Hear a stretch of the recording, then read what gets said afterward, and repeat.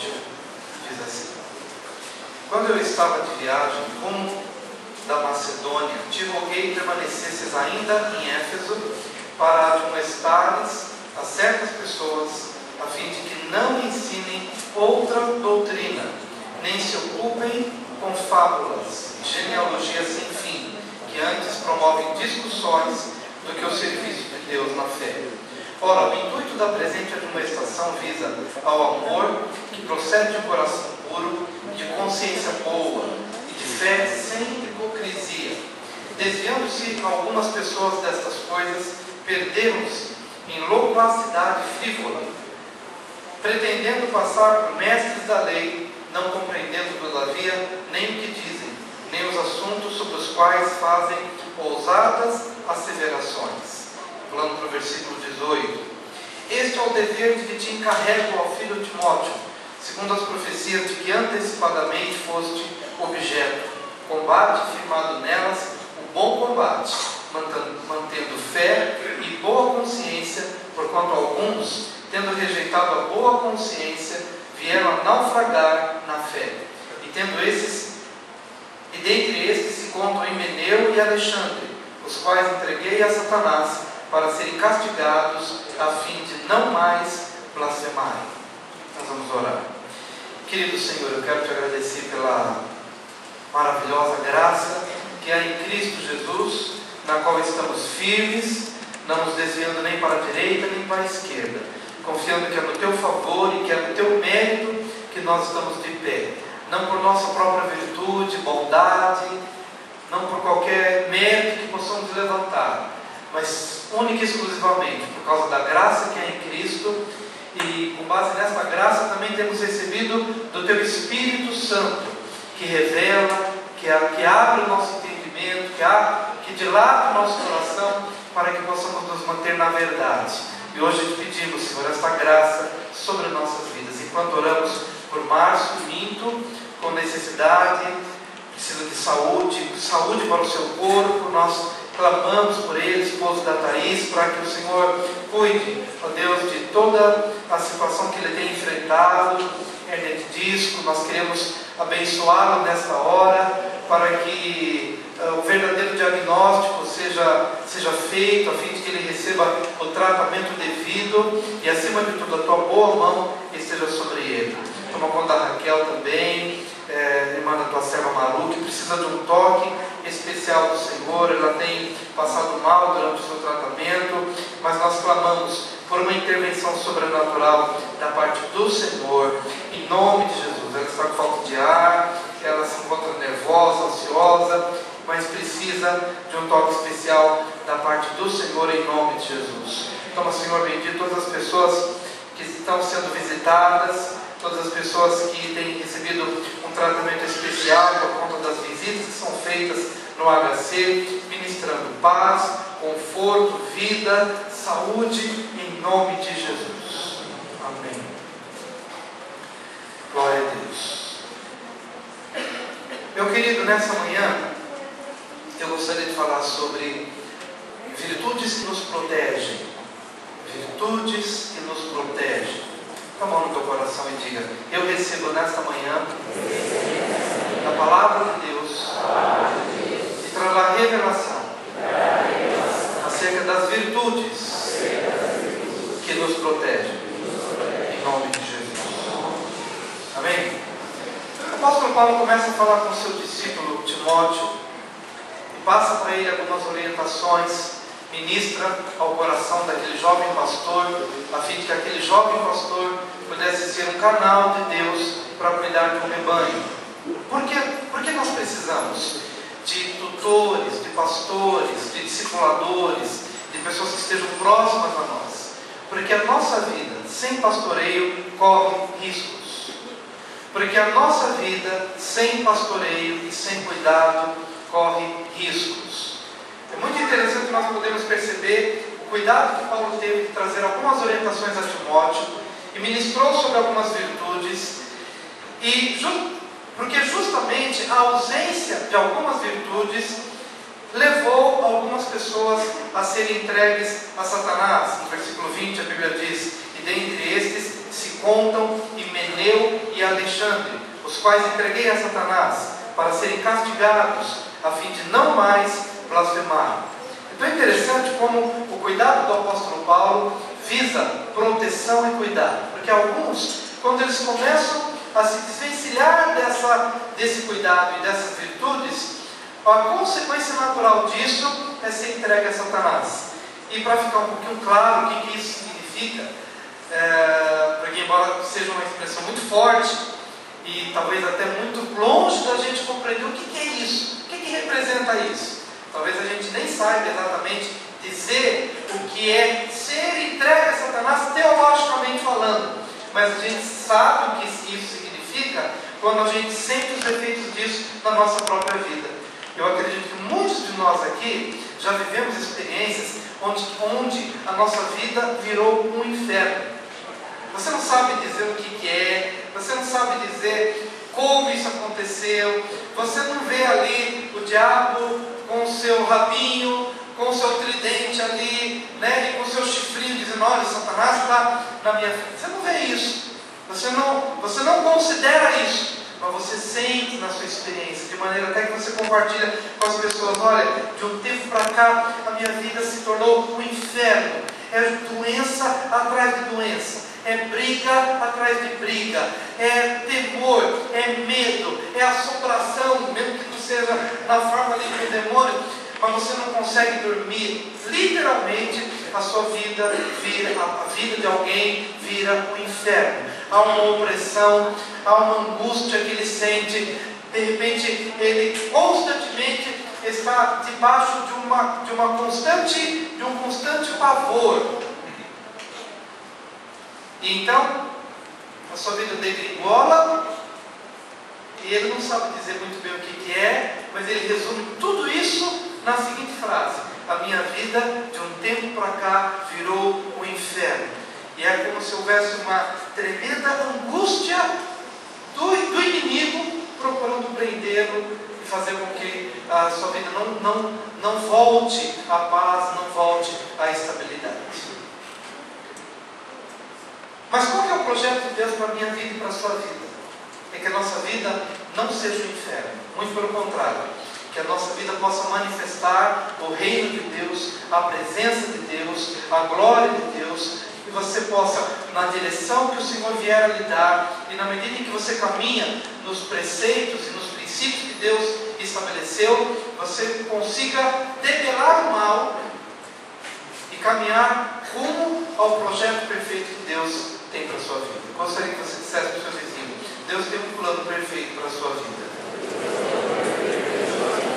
Diga para uma outra pessoa: Deus tem um plano perfeito para a sua vida.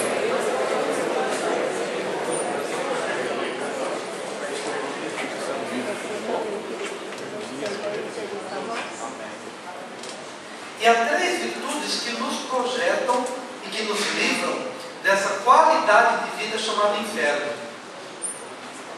ou deste tipo de vida chamado inferno. Versículo 5, 1 Timóteo, resume essas 3 virtudes. Ora, o intuito da presente admoestação visa ao amor que procede de coração puro. A primeira virtude que nos livra deste tipo de vida chamado inferno, o inferno existencial, não é o inferno do lago de fogo futuro, mas é o inferno do dia a dia, dessas agruras do inimigo que procuram nos prender e nos oprimir. Mas a primeira que nos livra disso está descrito no versículo 5. Olha, o intuito da presente admoestação, e essa admoestação significa chamar a atenção, despertar para uma verdade outrora esquecida. Admoestar, chamar a atenção, visa ao amor que procede de coração puro. Primeira virtude é o amor. Diga, a primeira virtude é o amor. Mas por onde flui esse amor? Esse amor flui de um coração puro. Um coração que começa a ficar maculado por ressentimentos, conforme nós acabamos de cantar aqui. Eu não vou perder tempo com ressentimentos, eu não vou perder tempo com pensamentos vãos acerca de alguém, eu não vou abrir o meu coração para ideias escabrosas, enganosas. Eu não vou abrir o meu coração para que ele seja veículo de maldade. A palavra de Deus diz que algo que nos livra deste inferno existencial é o amor que procede de um coração puro. E o meu coração precisa ser puro. Precisa ser como o coração de uma criança. Uma criança briga por um brinquedo por 1 minuto, mas depois ela esquece o brinquedo e volta para brincar com o outro que ofendeu, que pisou no calo, ou que pegou o doce. É um coração puro, que não guarda mágoas, que não guarda ressentimentos, que não faz planos de vingança, que não dorme sobre aquele problema dizendo: eu vou dormir com meu coração ressentido, amargurado. Não. A Bíblia diz algo interessante: irai-vos e não pequeis, mas não se ponha o sol sobre a vossa ira, nem deis lugar ao diabo. Essa palavra diz o seguinte: você sentiu ira num determinado momento? A ira em si não é pecaminosa. A ira pode ter manifestado no seu coração para que você pudesse resolver uma situação. A ira, ela gera em nós uma certa energia, mas uma energia para resolver um problema. Resolveu, acabou. Mas a Bíblia diz o seguinte: não se ponha o sol sobre a vossa ira. Ficou irado? Procure resolver o problema que gerou aquela ira. Jesus ficou irado algumas vezes. E aquela ira no coração de Jesus não foi pecaminosa. Quando ele ficou irado, ele preparou ali alguns instrumentos de disciplina, virou a mesa dos cambistas que estavam no templo, corrigiu um problema, porque as pessoas estavam fazendo do templo um lugar de comércio. E ele ficou irado com aquilo e ele resolveu aquela situação. Ele não machucou as pessoas, mas ele estabeleceu um valor, ele exerceu uma disciplina necessária. A ira agiu para resolver um determinado problema. Mas Jesus não saiu dali com o coração amargurado. Jesus não saiu dali pensando como matar aquelas pessoas, aqueles religiosos. Não. Irai-vos e não pequeis, mas não se ponha o sol sobre a vossa ira. Ou seja, não vá dormir, não chegue no dia seguinte ainda com aquele coração aspirando ameaças e mortes contra alguém. Porque essa continuidade da ira no nosso coração faz com que se destile um veneno para a alma, que amargura o coração e que bloqueia toda e qualquer possibilidade da fluência do amor. E quando o teu coração fica maculado, envenenado, amargurado, irado, quando o seu coração fica contaminado, ele não consegue exalar amor. E quando você não ama, você se torna um refém da manifestação do tipo de vida infernal do qual queremos fugir.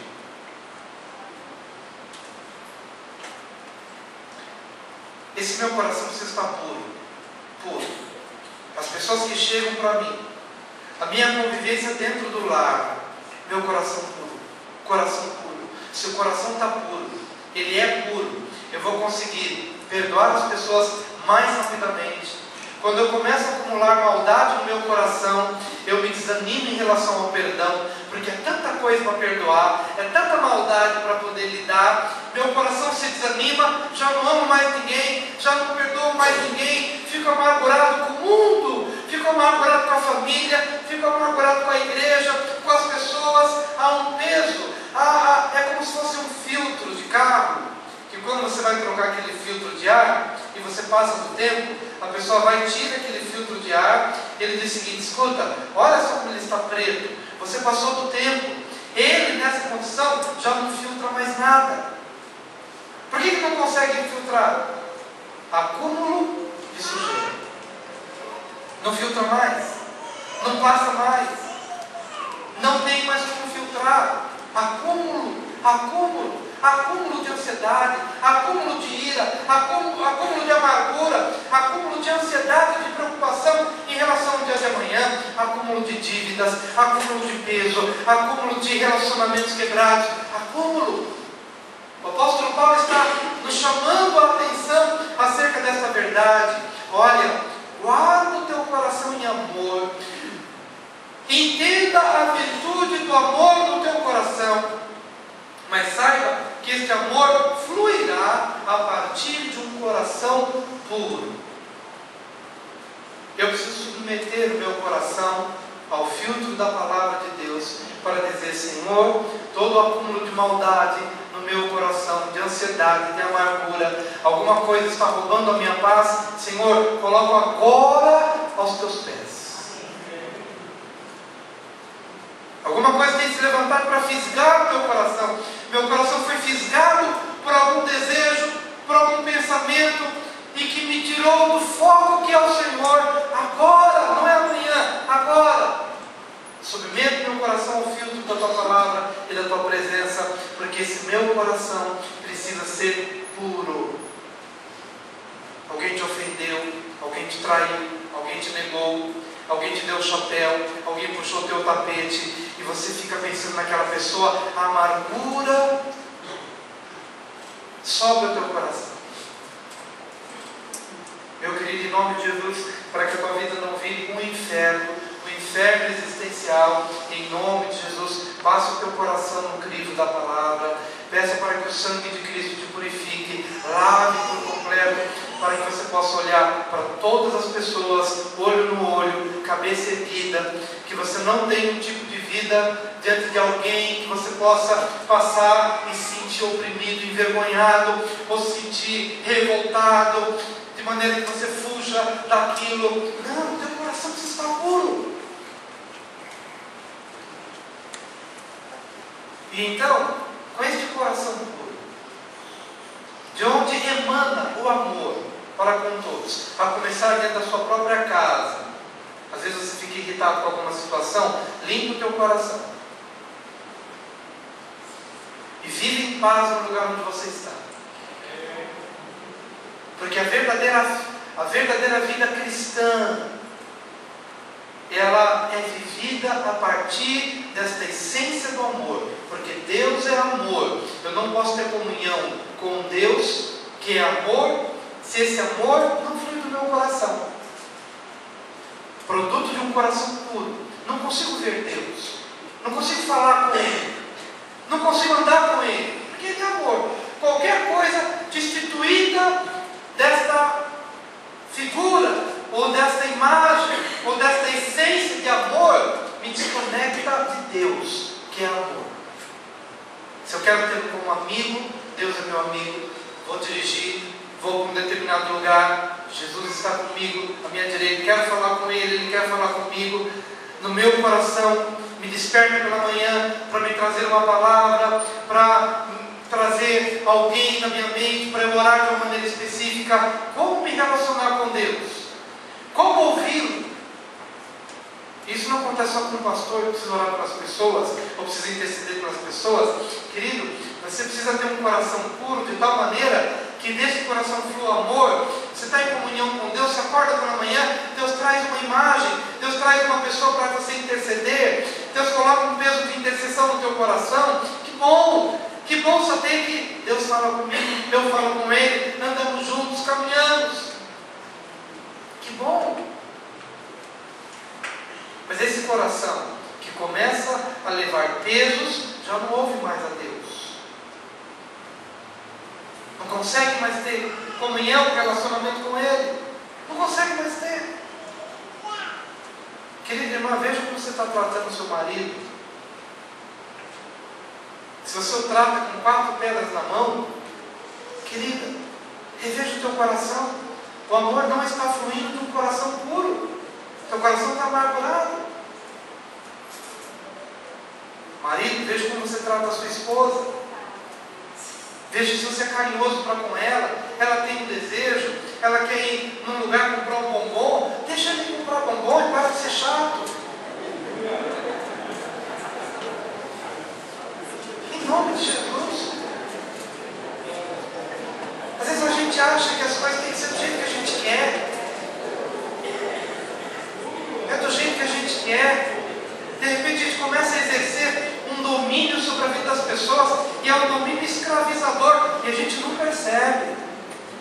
Meu amado, você precisa ser bondoso, você precisa ser generoso, você precisa ser cordial, você precisa ser educado, você precisa ser gentil, você precisa se oferecer para buscar água para ela, e não esperar que ela peça, e não ficar irritado facilmente com as coisas. Vigia, porque o nosso dia a dia às vezes é muito estressante, e a gente, por pouca coisa, já está estourando com as pessoas, e as primeiras pessoas que sofrem isso são as pessoas que estão mais próximas da gente, estão mais perto da gente. Então guarda isso no teu coração. Deixa o Evangelho transformar a sua maneira de viver. E isso você vai ser para com todos. Você vai ser para com aquele que é crente, que está na igreja, mas também você vai ser para com aquele que não é crente, que não está na igreja, que não tem os valores que você tem, que não anda nos princípios que você anda, que não vê o mundo da maneira que você vê. Você vai ser para com todos. Para com todos. E aí você vai entender o que Jesus disse. Ouviste o que foi dito: ame o seu amigo, mas aborreça o inimigo. Eu, porém, vos digo: ame o inimigo. Fale bem de quem está falando mal de você. Ore por aquele que está te perseguindo. Limpe o teu coração da maldade. E assim você vai ser filho daquele que ama a todos, e que faz com que o sol seja ministrado a todos, justos e injustos, bons e ímpios, e que faz com que a sua chuva caia sobre todos, sobre bons e maus, justos e injustos. Então eu quero ser de fato filho desse Deus. Então eu tenho que andar como Ele anda, eu tenho que ser como Ele é, e me arrepender quando eu não ajo da maneira como Ele espera que eu venha agir. Me arrepender de verdade e mudar meus caminhos. Porque a primeira virtude que te livra do inferno existencial é o amor que procede de um coração puro. Em segundo lugar, de consciência boa. A segunda virtude que te livra do inferno existencial é a consciência boa. Quanto mais você assimilar essa palavra, levante a tua Bíblia, ou levante o seu iPad. Alguns não vêm mais com a Bíblia, alguns só vêm agora com o notebook, com o iPad, seja o que for. Mas tudo bem, se a Bíblia está aí dentro, não tem problema. A palavra está aí dentro, então você vai levantar a sua palavra. Quanto mais você amar esse livro, quanto mais... Deixa eu ver as Bíblias levantadas, deixa eu ver os celulares levantados. Se a Bíblia está aí no celular, se a Bíblia está... Quanto mais você amar esse livro aqui, mais afinado você vai estar com ele. Quanto mais você amar essa palavra, quanto mais você fizer dessa palavra a sua regra de fé e prática, quanto mais você se inspirar nela, quanto mais você sonhar com ela, quanto mais você armazenar essa palavra, mais você terá uma consciência afinada com ela. Eu não me canso de dizer, e é segurança para vós, que quando eu me converti aos 13 anos. Dos 13 anos aos 15 anos, eu não fiz outra coisa. Claro que eu estudei, fui à escola, obedeci meus pais e tal, mas a minha atividade mais importante que eu fiz dos 13 aos 15 anos foi ler a Bíblia. E ler, e ler, e ler, e armazenar, e armazenar, e armazenar. Eu não sabia por que eu estava fazendo isso, mas eu tinha um desejo de fazer isso. Eu tinha uma necessidade de fazer isso. O tempo passou e eu comecei a ter alguns sonhos. Eu não sabia onde estava a referência, mas os sonhos que eu tinha eram sonhos com a Bíblia. Uma vez eu sonhei e eu sonhei um sonho lindo, maravilhoso. E quando eu acordei, eu fiquei procurando na Bíblia e achei, pelos recursos que a gente tem de chave bíblica, de que o sonho que eu tinha tido um sonho com o Salmo 63. Um outro dia, eu tive um sonho, estava num lugar, e quando eu vi aquele lugar, todo aquele sonho foi com Apocalipse 11:15. E fui sonhando, porque quando a palavra de Deus, ela está no teu coração, ela transforma a sua consciência. Todos nós temos uma consciência, mesmo que não é cristão, mas a consciência de quem não é cristão e que vai vivendo no pecado, ele começa a ter a sua consciência cauterizada. Eu vou colocar consciência não a partir daqui da mente, consciência aqui, a nossa essência, consciência. Não está aqui, mas ela está aqui. A Bíblia diz que você tem que ter duas virtudes: amor, que procede do coração puro, mas a segunda coisa que você deve ter é uma consciência boa. Consciência boa. Sabe quando você faz algo e o teu coração pesa? Quem que já fez alguma coisa e o coração pesou? O coração pesou. Por que o seu coração pesou? Porque a sua consciência foi maculada e ela foi um despertar de Deus para dizer: volta, corrija o que você fez. E o que acontece quando você recebe esse sinal de Deus e não faz aquilo que Deus mandou você fazer? Esse sinal vai se tornando cada vez menor, menos audível, menos perceptível. E é isso a Bíblia chama de consciência cauterizada. É a consciência que é despertada por algum valor quebrado, por algum princípio quebrado. Deus despertou, Deus chamou a tua atenção, você falou duro demais, você quebrou um relacionamento que você não deveria quebrar, ou você fez uma aliança que você não deveria fazer, ou você agiu de uma maneira que você não deveria. A sua consciência foi na hora despertada, o seu coração ficou triste, e aquele sinal de Deus se manifestou com um objetivo: volta, corrija, peça perdão, se humilhe, acerte, reveja, retorne, resgate, devolva.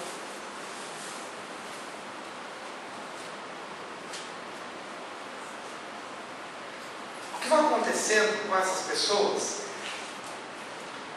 dentre elas Himeneu e Fileto, que terminam a passagem bíblica sendo entregues a Satanás, é que de tanto a consciência tocar, despertar, como prova do amor de Deus: eu te amo, eu quero que você caminhe bem, que você tenha alegria na sua vida.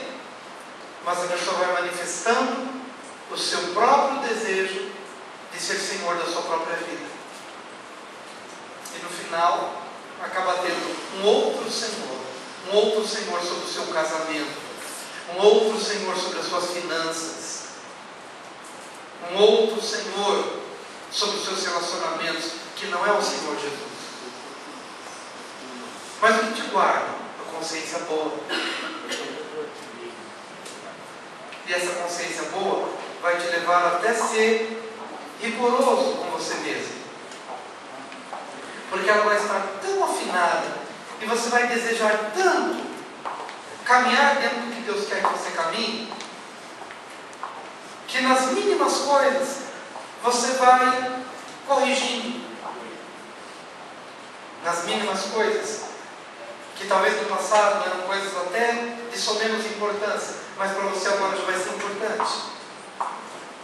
Porque andar com Deus para você vai ser tão importante, que você vai ter um critério mais adoçado, mais afinado e mais sensível. E quanto mais sensível você se transforma, mais Deus pode falar com você. porque você vai entender a linguagem da sensibilidade divina. Deus é sensível.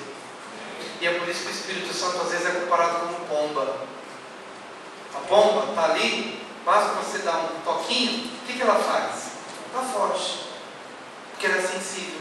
O Espírito Santo é sensível. A Bíblia diz: não extingais o Espírito Santo que habita em vós. Não apague o Espírito Santo que habita em vós. E o contexto é, então, se você não quer apagar o Espírito, deixe de lado a gritaria. Um ambiente de gritaria afugenta o Espírito Santo, porque o Espírito é sensível. Um ambiente de discórdia, um ambiente de inimizade, afugenta o Espírito. Você perde a sensibilidade do Espírito, e a sua consciência, que eu tenho uma mania de apontar para cá, mas não é aqui, é aqui. A sua consciência, de maneira que você não, quando você não está aberto aos sinais de Deus, essa consciência vai se tornando cauterizada, se torna insensível, de maneira que você passa a ter dificuldades para se relacionar com o Espírito Santo de Deus, que é sensível. Diga: a primeira virtude é o amor. Diga: a primeira virtude é o amor, que procede de um coração puro.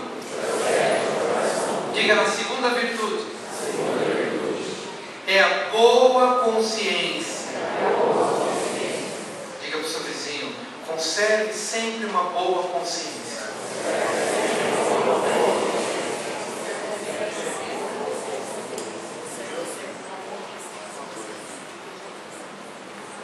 Mas a última virtude é fé sem hipocrisia. Diga: fé sem hipocrisia. Fé sem hipocrisia. Fé sem aparências. Uma fé genuína. Fé verdadeira. Fé que não precisa de substitutos. Por que eu estou falando de fé que às vezes demanda substituto? Meu querido, a fé é suficiente, juntamente com o amor e com uma consciência boa, a fé em Cristo, a fé em Deus, a fé na palavra de Deus é suficiente para te manter de uma forma, para te manter vigoroso no seu caminhar com Deus. Fé sem hipocrisia. O que estava acontecendo com Himeneu e Fileto e tantos outros? Eles vão abrindo mão da fé para tentar se apegar em alguma outra coisa que seja mais empolgante do que a fé. No caso, eles estavam dizendo o seguinte: não, a fé em Cristo não é suficiente, então temos que voltar para guardar a lei. Nós temos que guardar a lei, nós temos que voltar para os sacrifícios, nós temos que fazer, porque parece que a gente tem uma tendência de que se a gente não fizer, parece que não tem valor. Se a gente não faz, parece que não tem virtude, parece que não tem reconhecimento. Eu tenho que fazer alguma coisa. Crer em Cristo, para alguns, não era suficiente. E eles começam então a buscar algumas coisas que vão substituindo a fé.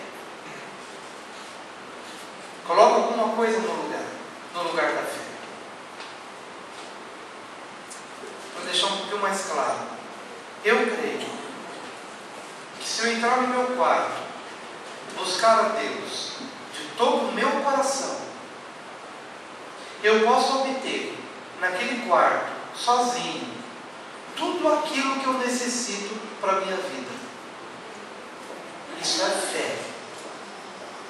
Mas alguns abandonam a fé e começam a buscar coisas.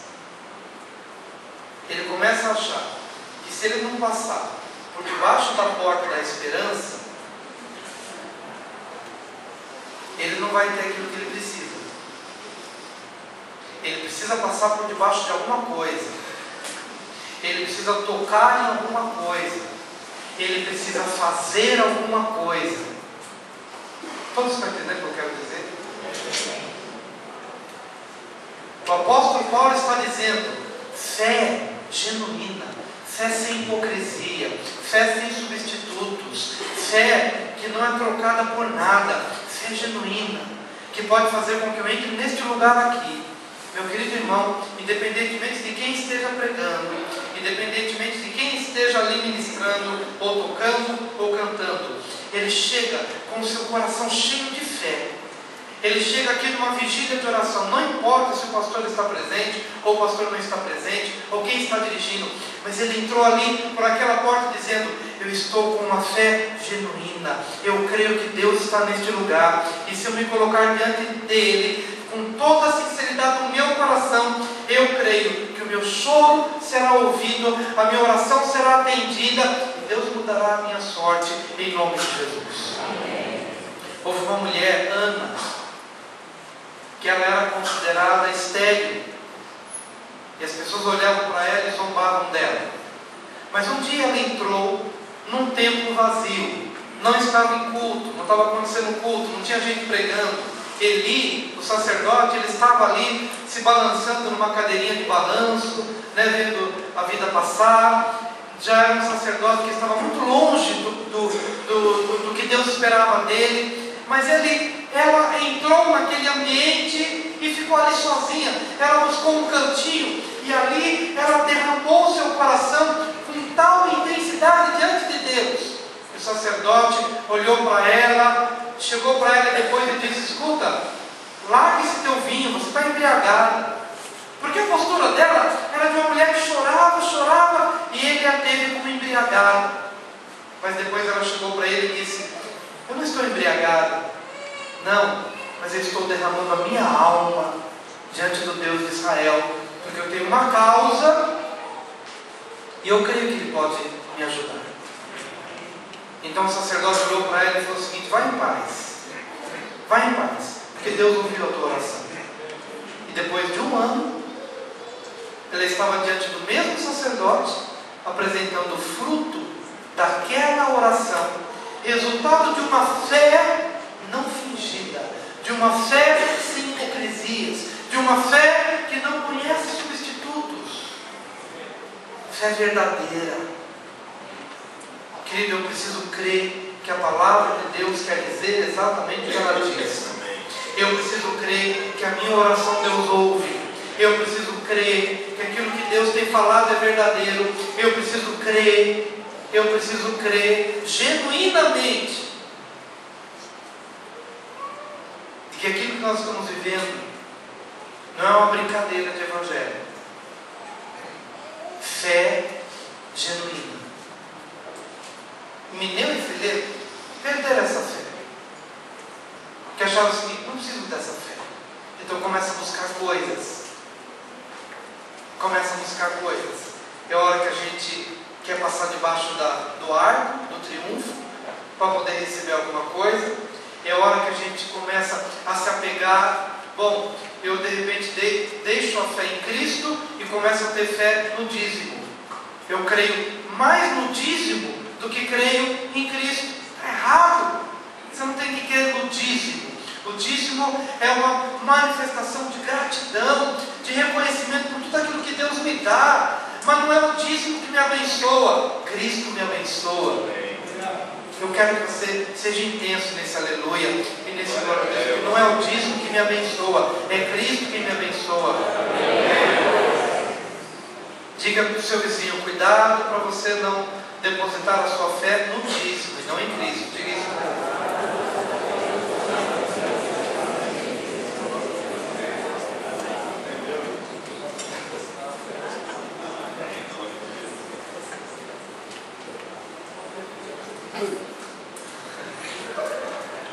Faz coisa que eu nem ouvi isso aí. Cuidado para você não manifestar a sua fé em alguma outra coisa. Isso é fé. Ele está dizendo fé sem hipocrisia. Fé sem hipocrisia. Fé que de repente é substituída por outras coisas. Fé genuína. Fé em Cristo. Amém, queridos? Uma vez entraram em casa, o ladrão entrou, levou algumas coisas, e a primeira coisa que alguém perguntou é: mas você está dando dízimo? Se você está dando dízimo, como é que ele entrou no tua casa? Como é que o ladrão entrou na tua casa para te roubar? Onde está a minha fé? Minha fé está em Jesus. Se o ladrão entrou, ou se houve alguma coisa que fugiu ao meu controle, onde está a minha fé? Minha fé tem que estar em Cristo e não nas circunstâncias. Onde está o meu olhar? Em Cristo, não nos problemas. Em Cristo, não nas circunstâncias. Em Cristo e não na crise. Em Cristo e não no dízimo. Em Cristo, não em outra coisa. Agora, todos esses valores nós vamos viver. Vamos viver o dízimo, vamos viver a questão das ofertas, das doações, de tudo, vamos viver. Mas eu preciso, acima de tudo, ter uma fé sem hipocrisia, sem capas, sem aparências, mas uma fé genuína, simples, que o Evangelho de Cristo é suficiente para a minha vida. Está vivendo uma grande dificuldade na sua casa? Creia que Deus pode reverter isso. Pastor, o senhor falou sobre o inferno. Estou vivendo o inferno na minha família.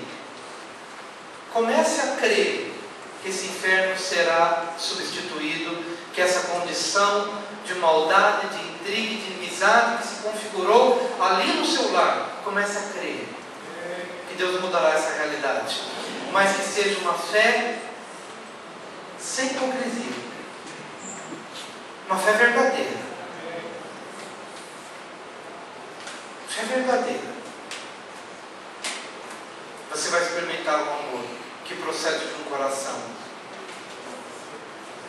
puro, uma boa consciência e uma fé sem hipocrisia.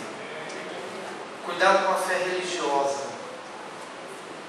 Cuidado com a fé religiosa. Porque a gente, que talvez nunca tenha entrado numa igreja evangélica, mas está obtendo da parte de Deus muito mais do que nós. Porque a fé que eles professam não é uma fé religiosa. Talvez você tenha ficado confuso com o que eu estou dizendo. Mas Deus abomina a religiosidade, mas Ele ama relacionamento. Então, se alguém lá fora que está se relacionando com Deus via Jesus, sem ter passado pelo caminho da religiosidade, e Deus o ouve, então vamos dar glórias a Deus por isso. Então eu vou para o lado de fora? Não, você não vai para o lado de fora. Porque se você está aqui e vai para o lado de fora, alguma coisa ruim tem no teu coração. Fica aqui, limpa o teu coração. E Deus vai fazer aquilo que Ele quer fazer na sua vida em nome de Jesus. Eu quero te convidar a vir aqui à frente.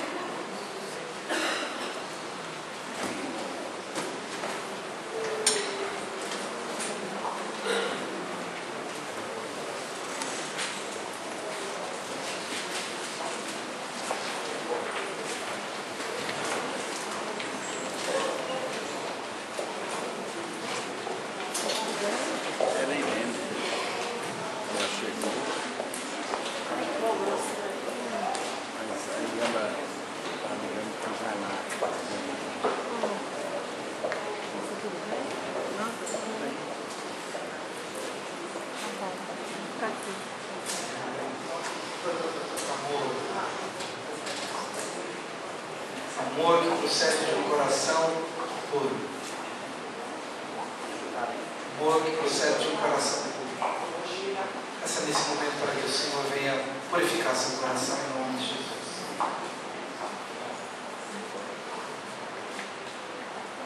Peça para que o Senhor te purifique na sua consciência. Peça para que o Senhor ministre uma fé pura,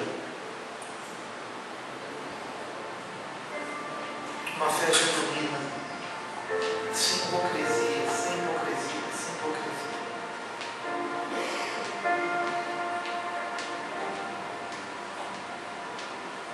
Em nome de Jesus.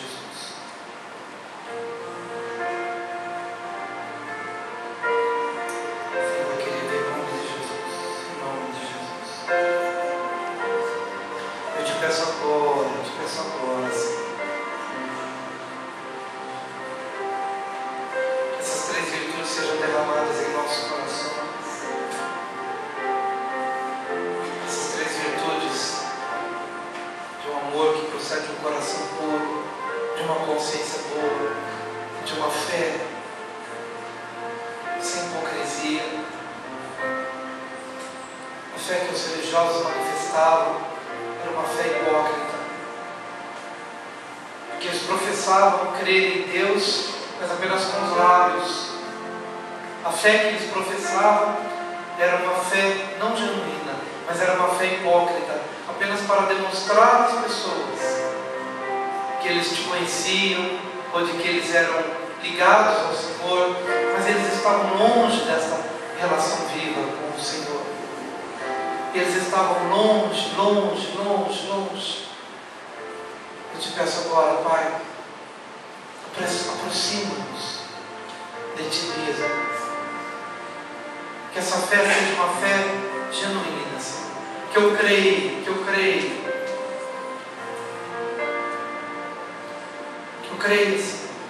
Senhor. Que nós possamos crer em nome de Jesus.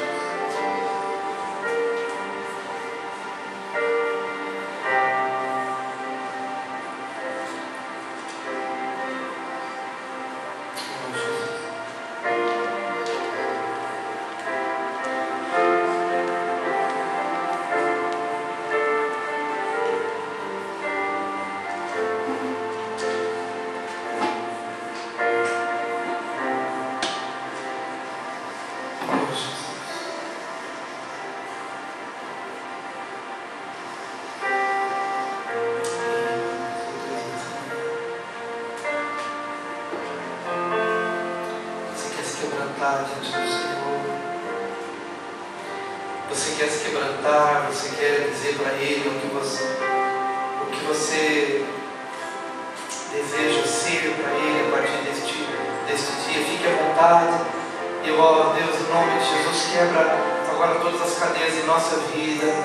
Dá-nos um coração puro, dá-nos um coração que te ama, que anda na tua presença. Fala ao nosso coração, nós te adoramos. Em nome de Jesus. Olha, Senhor, pra dentro de mim, nada